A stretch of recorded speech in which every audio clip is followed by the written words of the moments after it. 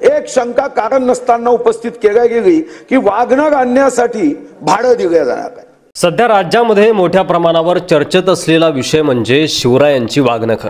लंडनमध्ये असणारी शिवरायांची वाघनख भारतात आणण्यासाठी राज्य सरकार प्रयत्न करत आहे, पण ही लंडनमधली वाघनख खोटी असल्याचं इतिहासाचे अभ्यासक इंद्रजित सावंत यांचं म्हणणं आहे आणि हाच मुद्दा सध्या राज्याच्या राजकारणाचा महत्त्वाचा विषय झालाय।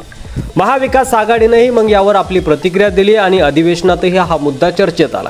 सत्ताधारी आणि विरोधकांमध्ये यावरून मतमतांतर सुरू झाली आणि मंत्री सुधीर मुनगंटीवार यांनी विधानसभेत महाविकास आघाडी आणि इंद्रजित सावंत यांच्यावर निशाणा साधला। जगभरातून पर्यटक लंडनच्या वस्तुसंग्रहालयात शिवरायांची वाघनख पाहून प्रेरणा घेतात आणि इथं आपलेच मराठी लोक त्याला खोटे ठरवत आहेत। एकदा विचार करा, वाघनखांचा वापर करून शिवरायांनी कधी काळी अफजल खानाचा कोथळा फाडून रयतेला न्याय मिळवून दिला होता, पण आज आपलेच लोक आपलेच पाय ओढत आहेत आणि प्रसंगी आपली अस्मिता देखील संपवायला निघालेले आहेत, असं सुधीर मुनगंटीवार म्हणाले। महाविकास आघाडीच्या नेत्यांनी अफजल खानाची आणि औरंगजेबाची मजार तर सजवलीच, पण आता तर त्यांना महाराजांचे कोणतेही प्रतीक महाराष्ट्रातच नको आहे।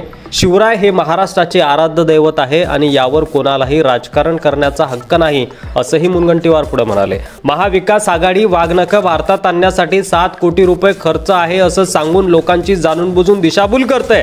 वाघनख भारतात येण्यासाठी फक्त 14 लाख रुपये खर्च आहे आणि महाराष्ट्राची अस्मिता जर महाराष्ट्रात येत असेल तर हा खर्च अगदी कवडी मोल आहे। मग दुसरा प्रश्न अध्यक्ष महाराज उपस्थित केला की आणण्यासाठी करोडो रुपये खर्च झाला। जर ब्रिटनची जनता महाराजांना एवढा सन्मान देत असेल तर महाविकास आघाडीला लाज कशी वाटत नाही? सोन्याचा चमचा घेऊन जन्माला आलेले आदित्य ठाकरे यांना इतिहासाची किती जाणीव आहे? त्यांना तर लंडनची नाईट लाईफ अधिक प्रिय असावी आणि त्यामुळेच आदित्य ठाकरेंना छत्रपतींच्या वाघनखांबद्दल गांभीर्य असणं आम्ही गृहीत धरत नाही। आदित्य ठाकरे, तुम्ही वाघनखाबद्दल बोलूच नाही, कारण तुम्ही काँग्रेसचे बोलत आहात।